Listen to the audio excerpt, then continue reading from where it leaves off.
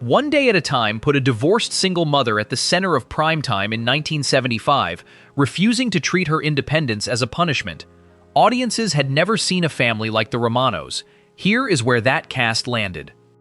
Network executives wanted a lighter, more slapstick show, but Bonnie Franklin refused to let Ann Romano become a punchline, insisting the scripts treat a divorced mother's independence with the seriousness it deserved, rather than turning her into a victim or a joke. She was 31 when the show premiered, and 40 when it ended, having already earned a Tony nomination on Broadway for Applause before television made her a household name. Off-screen, she carried that same conviction into activism, speaking at rallies for the Equal Rights Amendment, and mentoring her on-screen daughters, Mackenzie Phillips and Valerie Bertinelli, through both their careers and, in Phillips's case, a real struggle with addiction that Franklin found painful to watch unfold.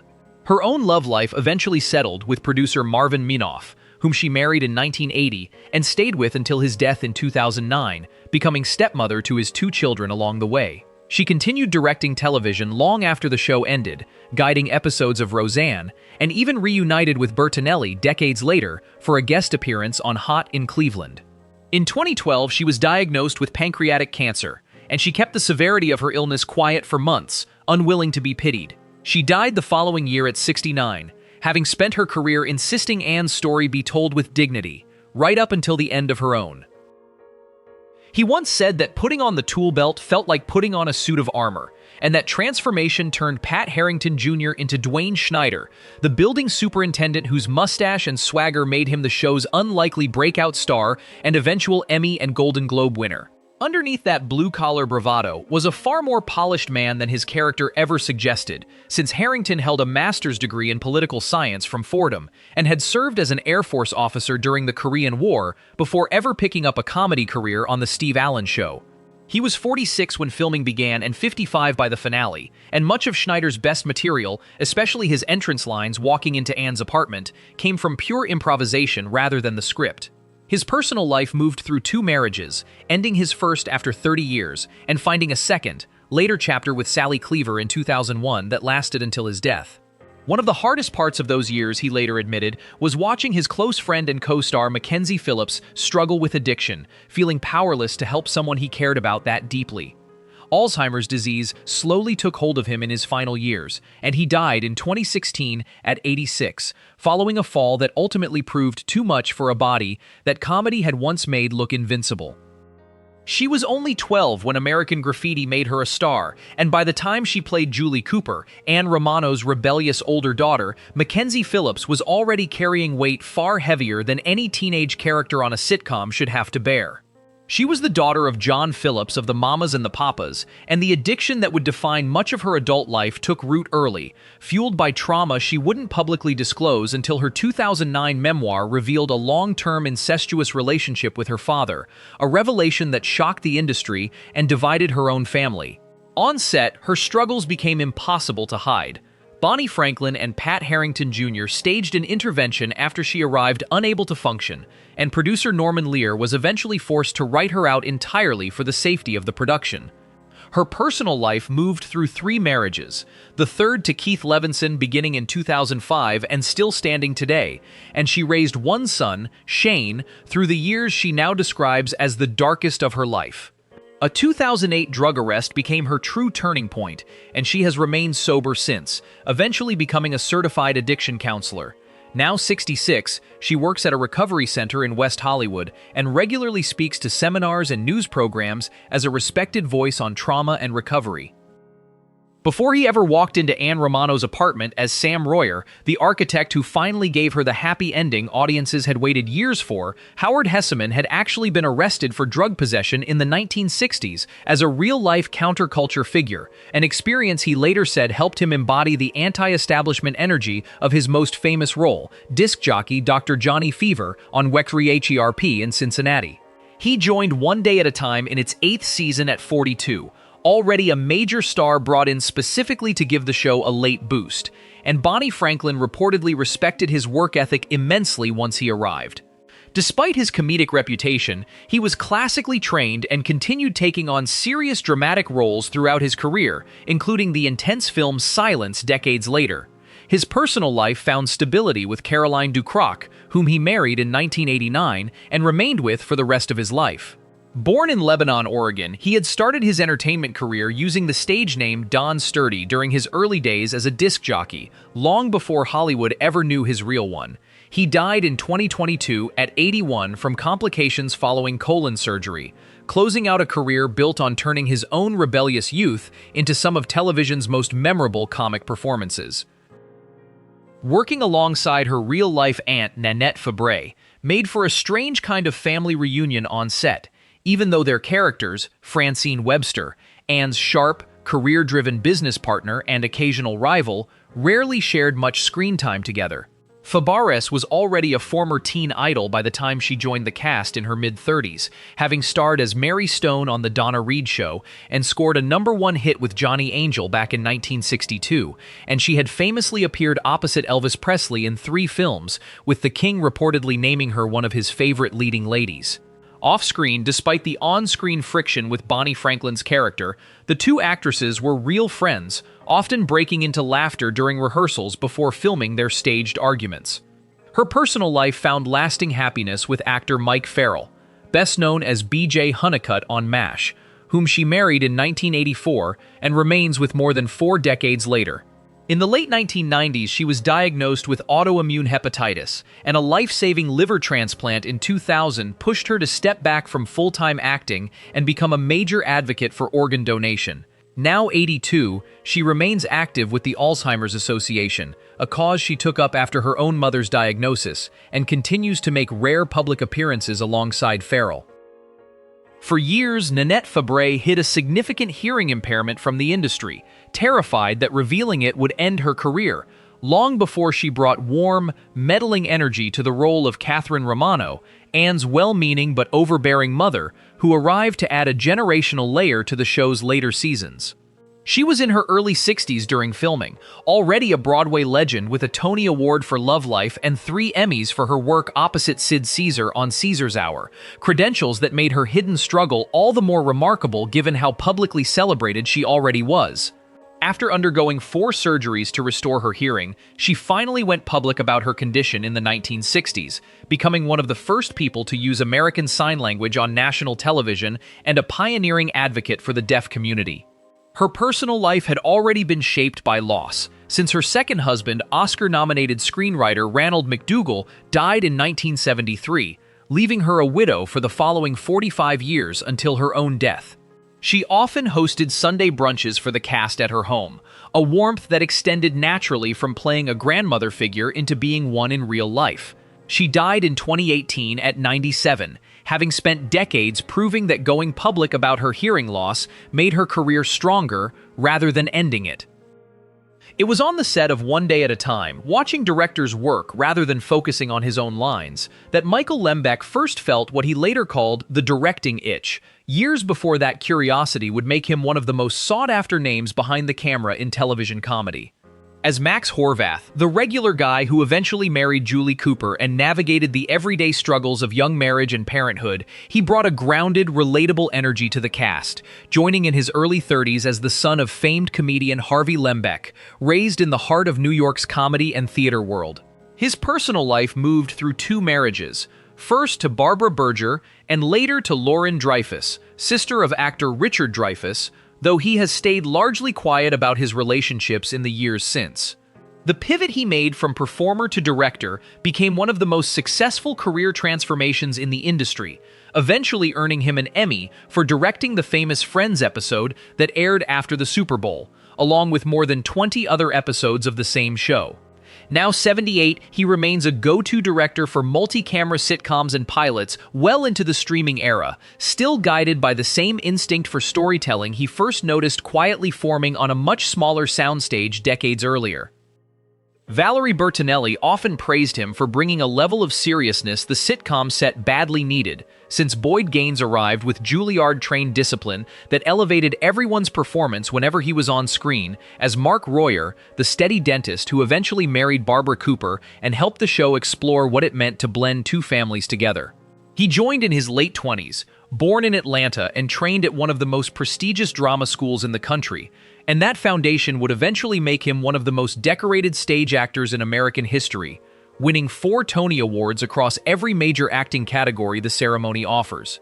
His marriage to fellow actress Kathleen McNenny has remained steady for decades, and together they raised a daughter, Leslie, largely removed from the sitcom fame that first introduced him to television audiences.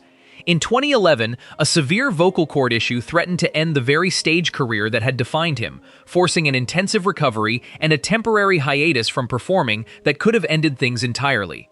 Now 73, he continues teaching and mentoring young actors in New York's theater community, still carrying the same disciplined seriousness into the classroom that once impressed a cast of sitcom actors decades younger than the craft he represented.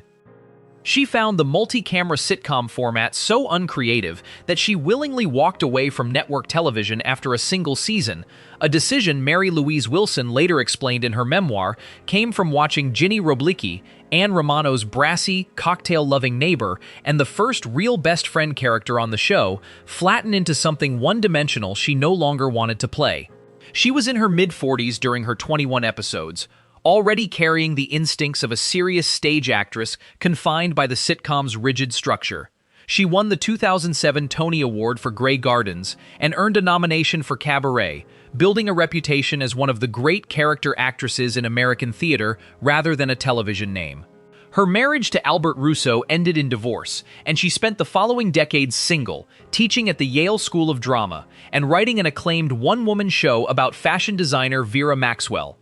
In her 2015 memoir, My First 100 Years in Show Business, she wrote candidly about the toll of being a perpetual supporting player before finally finding fulfillment in more experimental theater during her 60s and 70s.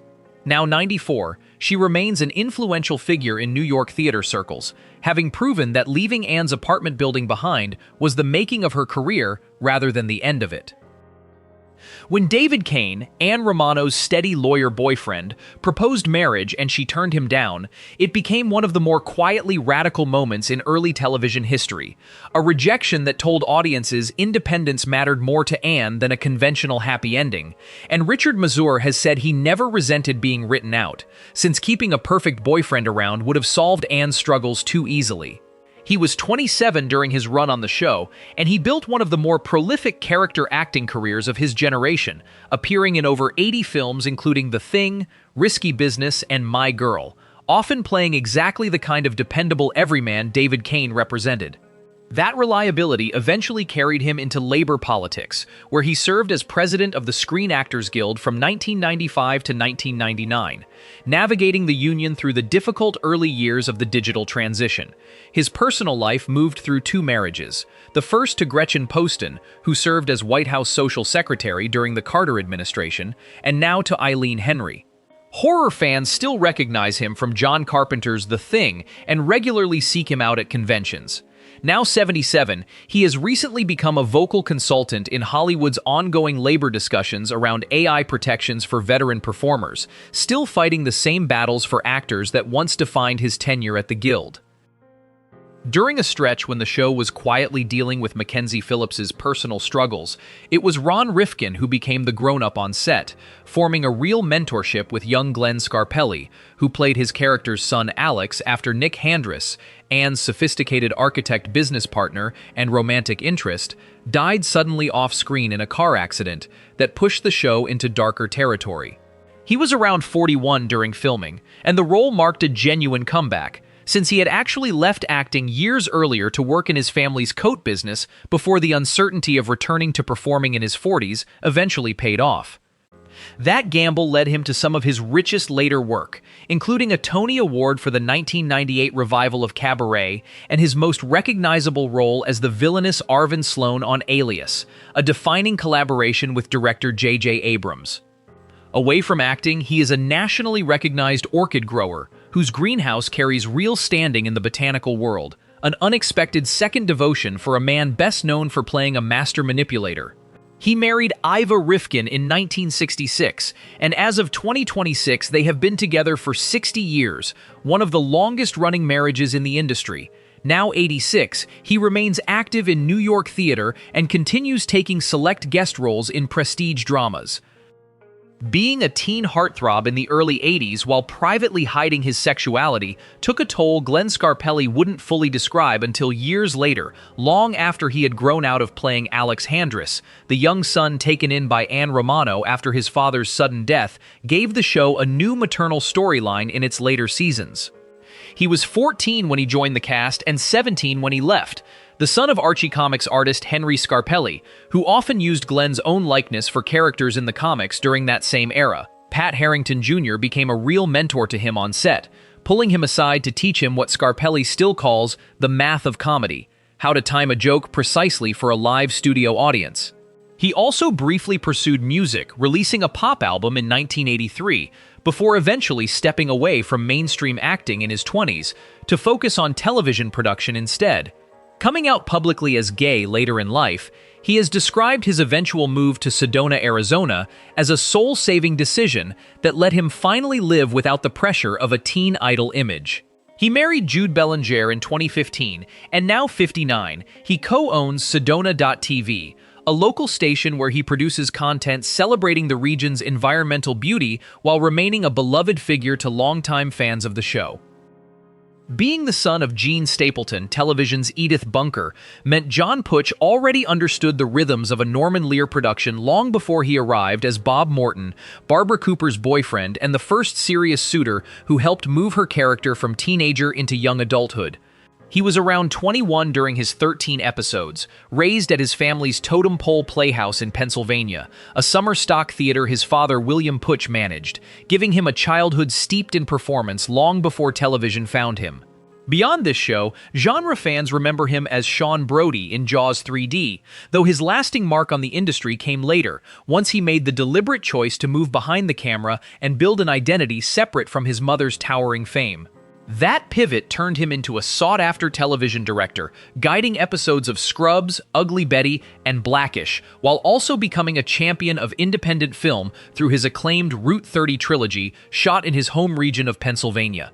He has kept his personal relationships almost entirely out of public conversation throughout his career, rarely giving interviews about anything beyond the projects themselves.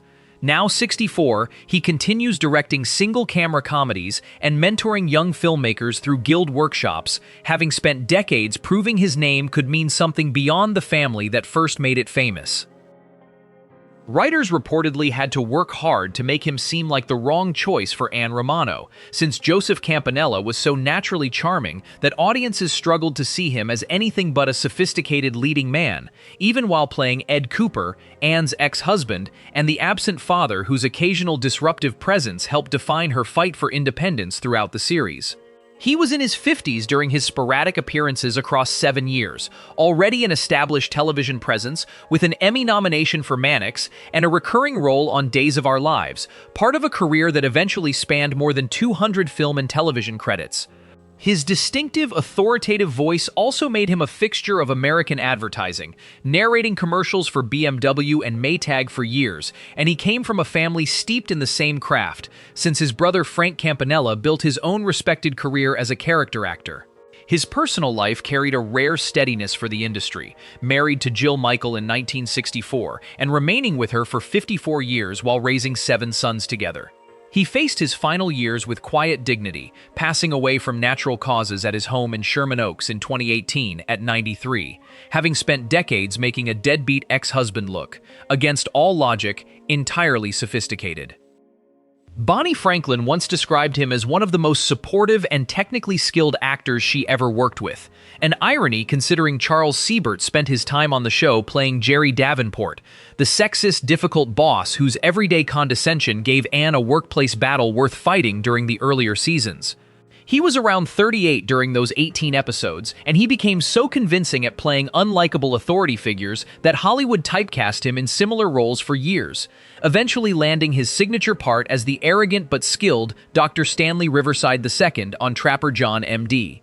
His personal life carried early sorrow, since his first wife, Catherine Leary, died from complications of juvenile diabetes after nearly 2 decades of marriage, before he found a second, longer chapter with Christine Lerner beginning in 1986. Like several of his castmates, he eventually moved into directing, guiding episodes of Xena and Hercules and spending significant time in New Zealand, where he became an unexpectedly influential figure in that country's growing television production industry. Raising 3 children from his first marriage while building a second career behind the camera, he remained active in the industry for decades. He died in 2022 at 84 from COVID-related pneumonia, a loss felt deeply across both the acting and directing communities he had spent his life moving between. Behind the soundstage, away from the cameras, Valerie Bertinelli used to sneak cigarettes during breaks, a secret that sat oddly against the squeaky clean image she felt pressured to maintain, as Barbara Cooper, the responsible younger daughter whose growth from naive teenager to married woman played out across all 9 seasons of the show. She was only 15 when filming began, and 24 by the finale, and she has said the weight of being the reliable one, in contrast to Mackenzie Phillips's public struggles, often meant quietly suppressing her own. At 21, she married guitarist Eddie Van Halen, and their marriage, one of the most famous pairings of the 80s, lasted until 2007, though she called him her soulmate despite their difficulties. A bond made heavier when he died in 2020, leaving her to raise their son, musician Wolfgang Van Halen, through that grief largely alone. Her career reinvented itself repeatedly afterward, from sitcom stardom on Hot in Cleveland to nearly a decade hosting Valerie's Home Cooking on the Food Network, a run that ended abruptly with her firing in 2023. Now 66 and single after a recent relationship ended in 2024, she has returned to scripted acting with the Lifetime film Love again and released a new book this year about embracing aging without shame, turning a recent rejection into what she calls her most honest work yet. John Hillerman was a Texan who built an entire career convincing people he was British, developing his famous clipped accent by listening to recordings of Laurence Olivier, a trick so effective that he once received fan mail from England praising him as a credit to the empire, years before any of that started with playing Mr. Connors, Ann Romano's boss at the advertising agency, and the establishment figure she often had to push against. He was in his mid-40s during his run on the show, and that same commanding presence eventually made him a household name as Jonathan Higgins on Magnum, P.I., a role that earned him both an Emmy and a Golden Globe and led producers to cast him almost exclusively as snooty English gentleman despite his Texas roots. He never married, describing himself as a dyed-in-the-wool bachelor who valued his privacy above nearly everything else in his life. When he finally retired from Hollywood in 1999, he didn't ease out slowly the way many actors do. He sold his house, moved back to Houston, and essentially never acted again, choosing to leave the industry behind entirely rather than chase one more role. He died in 2017 at 84, and his portrayal of Higgins remains, even now, the gold standard for the buttoned-up butler archetype in American television. Ann Romano never needed a man to complete her story. Which member of her chosen family stayed with you longest? Subscribe for more from Classic Hollywood.